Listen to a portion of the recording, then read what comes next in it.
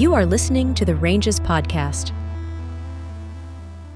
Day 5 is Dunk Festival. So it's the trip back from the UK back into Europe, knowing that, okay, here we go. We're going to have carnet business and customs to deal with. So drive to Folkestone, which is where the channel goes from UK to France. I guess before that, we got to go to the stupid exportation truck stop where we had come in to get our carnet signed. We had to go back to that same spot to get our carnet signed again, and this time it's the whole lot is full of semis. Tim and I get out with our carnets, and we get stopped right away, saying you guys ought to have a high-vis on. It's like, oh, okay, so we got to go back to the van. Luckily, there's high-vis jackets there, so we put our high-vis jackets on. Look super cool.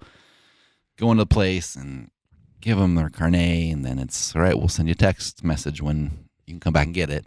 It's an hour and a half, at least, just sitting there. Yeah, we had to keep sharing the high-vis vest to go take a piss. Yeah, in those gross bathrooms. Ugh. Yeah, it was awful. Yeah, truckers don't eat well at all. Yeah. Yeah, it's bad. Wow. And we kept going back to the office just because the first time we were there, they never sent us a text message. So this time we're just checking back in because we got to get going. We want to get out of here. Still nothing. Finally, we get this thing and we're on our way. So we get through that and then get to the channel entrance, get in there, and we got to wait. Finally get a chance. It's time to load on. We get to the UK customs where they got to get all our passports out. They got to stamp them, give them back to us. And we drive 50 feet down the road, and it's the French passport stamping and everything.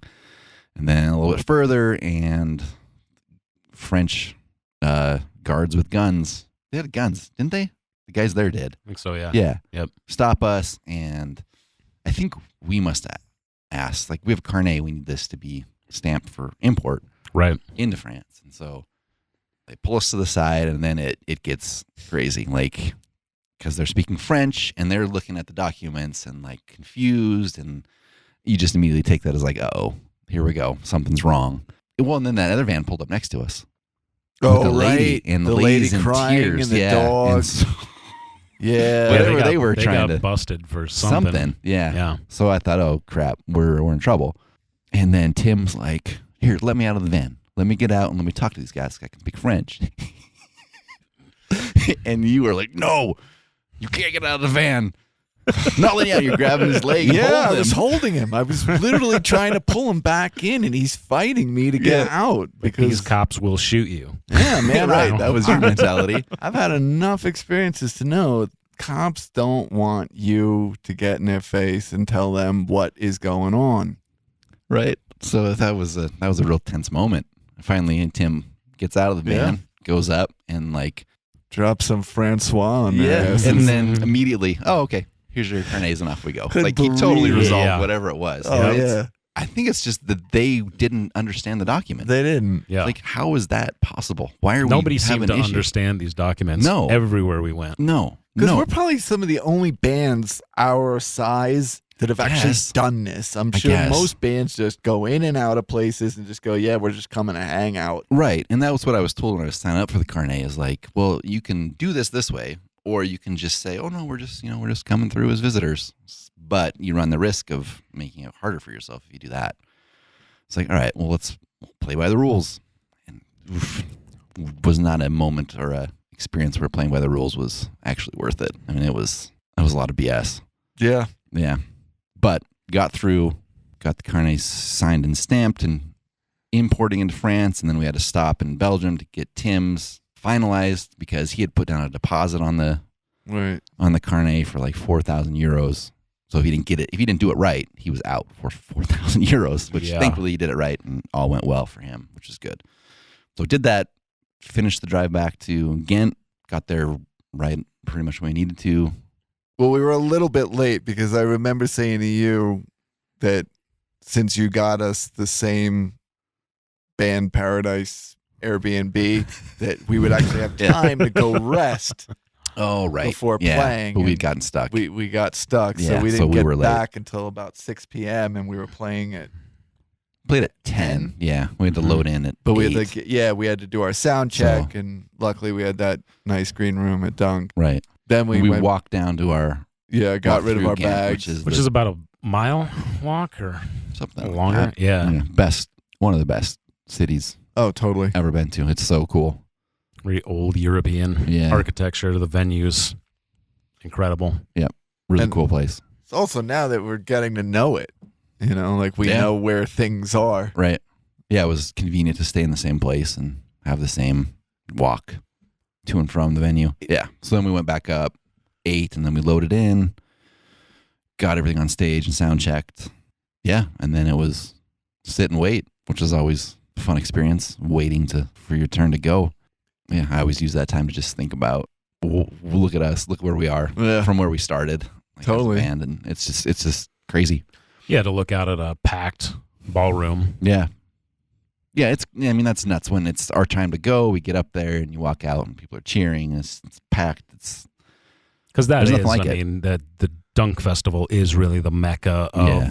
the post-rock genre. They've Right. really established themselves as the place to be. Right. I mean, there was a girl that traveled from Baltimore Right. to see Ranges in Belgium. Yeah. And that's just nuts. me, I mean, my perspective from working the merch booth, you get to talk to all the people and they tell you where they came from, and they're wearing your shirt from 6 years ago, your shirt from Right. 2 years ago. They've got all the albums. They know things about you that you don't expect people to know. Right. Even me, that's not on, the social media or any of that. They know my job in it, or Right. they've seen me at previous things. And yeah, it's just totally surreal. Mhm. And so to have that, I mean, it's a big crowd, it's a festival, but there's people there specifically for us. Yeah. That's wild. Yeah. Yeah. So we get up there and off we go. And Yeah, that was it just ramps up. I think that was our best reception because it felt different as we were walking on stage too. So the lights came down, Yeah. And And then Slings we and were Arrows starts. walked That- out, yeah. and got behind our equipment, and Yeah. it was on. That was such a great experience. Yeah. I was And- really present for that set, Right. and I think the love developing between everybody leading up to that show was absolutely Within the band. yeah Yeah. Mm-hmm. was really just came to fruition on that stage. Yeah. Yeah, the stage dynamic and chemistry that you could see. I mean, I was able to capture a lot of moments of that, which is, I don't know, Yeah. It's- It's cool. for something that it shouldn't have happened that well.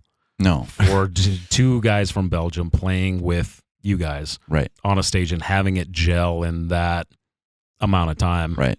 musically, and just the camaraderie and chemistry is, and the fact that nobody asked me about why were these guys playing Right. and Well, that was why a fear we was had. it different, and you didn't have to explain that once. Everybody thought oh, there's guys from Amsterdam in this is even better. So Yeah. it's they already had kind of a reputation as well too, so I think Definitely. it just added to the reception. Right. Well, and I think too that for us Ranges, I know that when we first started playing as a band and playing out and getting opportunities to play, I always said we got to get to Europe. We got to get to Europe. Right. I'm telling you, Mhm.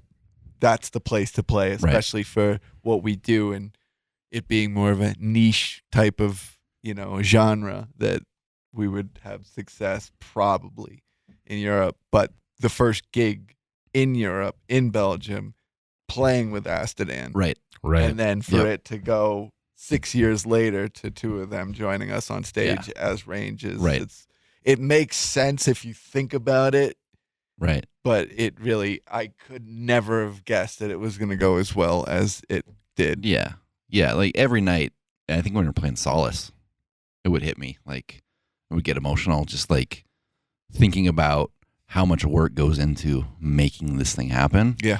Reflecting on all that work, and then just all the work that Tim and Tom had to put into learning stuff, and just every little piece that needed to go right to make it work, and how everybody just stepped up and did their part, and just thinking about, again, coming back to the family of Ranges, all Right. these people coming in and contributing in a way to make my vision Right. come to life, Mm-hmm. and how that just hits me and makes me emotional, because it's I couldn't do this on my own. I need every single person to do the thing, and when it just works and you get to the Mecca, you get to the final show, and everything went, it worked with all of these problems on the way, which Right. We overcame. I don't know. It's a phenomenal that whatever that was that came over me was just. Yeah, I'll never forget it. Well, yeah, I agree because you got Sean playing his part and getting us there. Yeah. Getting us there, Right. and we're there. And then you've got Chuck, who just immediately goes into sound man fucking Yeah. mode and is all over that shit. Loves to do the big gigs, loves to make them sound great, loves it when people walk up to him going, this Yeah. sounds fucking awesome. Yeah. Mm-hmm. He's doing his job, and we don't have to worry about that. It's on Yeah. it, and I don't have to worry about it. I just got to play drums really well. And you've got your shit on lock. Everything's all set up. Joseph was running around like the utility man. I mean, even asking Bringing me waters, like, towels. you know, Yeah. how many beers you want? You know, I'm like, well, We could finally understand him at that point. Yeah. It'd take 4 whole Right. days to figure out the accent. And we know he's asking for beers. Yeah, he was on it. Yeah, my biggest takeaway from the Dunk Festival performance was finishing the show, coming off the stage, back to the green room, and Chuck coming in. And he, like, I don't know how to explain Chuck to people who don't know Chuck, but it takes a minute to, like, get Chuck because he comes across as very, what would you say? Just all business. Business and Maybe a little gruff. gruff. That's a good word. And he's intimidating too, and you don't know. Like, he can be scary in how because he's just, what are you doing? Do it this way. It's very, very direct, like you said, Mark. But I love that guy so much, and I know how he is, and it's fun to watch him go through his emotions of things. But we finished playing Dunk. He comes in the green room, and he is just glowing. Like, I've never seen him so high on an experience. And he just said that was, I don't know if he said that was the most fun I've ever had or whatever, but it was like an experience that was like a mountaintop thing for him. And like that was what I needed. Like there. yeah. We did it. That like Chuck validation. is so stoked on what just happened. And then I was trying to process what just happened because there was something that just changed. Yeah, there was a serendipitous kind of there was like a palpable energy shift with everybody. I mean, like I was high on that, whatever that was. I know. And I still can't figure it out, but whatever happened changed the trajectory of us as a band in a way I'm still not sure what it is. But it definitely was thinking like, we're going to go do this thing, and when it's done, we'll reevaluate what we're going to do. But it was done, and it was like, oh, crap, we're not done. Like, there's no way this is the end. We have to keep going in some capacity. And we don't have a full lineup, and who knows what we're going to do, but it's not over.